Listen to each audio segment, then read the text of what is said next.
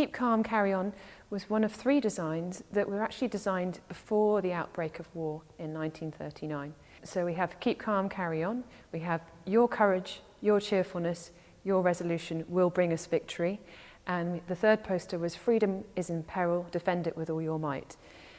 In fact, Keep Calm, Carry On, although rolled out to various distribution centres right in September 1939, ready to be shown, was never actually shown. The other 2 were, and the other 2 were shown around the country in the first few months of the war, and they were seen by a huge number of people. The Ministry of Information was set up by the government at the beginning of the Second World War, and they were really trying to think up what messages do we want to put across to the general public. And the idea really was, with all 3 of the posters, was that they had to have a message of reassurance to the general population.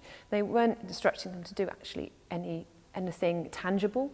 It was more about a mindset, really, and sort of these attributes that the public might need, so courage and cheerfulness, which we think of now as actually about the Blitz spirit, and this idea about freedom being in peril, which was quite an interesting abstract idea to put on a poster.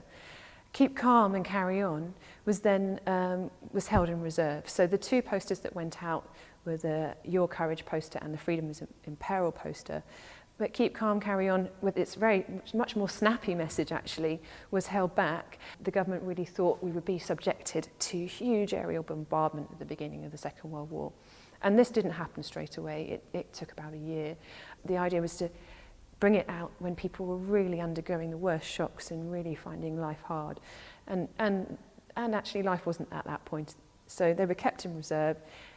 And because of the reaction to the other 2 posters, it was decided it wasn't worth it actually putting these posters out. But to put it in a bit of context, Carry On in particular was a phrase that's well associated with the First World War.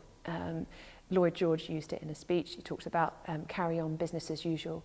So this is a case of reviving this kind of way of speaking in a time of total war, and looking back to a previous era that perhaps people at the time would have seen that as very old-fashioned, coupled with the crown, of course, representing the king, and this message talking down. In fact, would have been seen as rather patronising, was certainly the 2 posters that were on display were seen as patronising and rather abstract, and people didn't really know what was being asked of them. Well, so after this, what happened with these first posters, the Ministry of Information did start to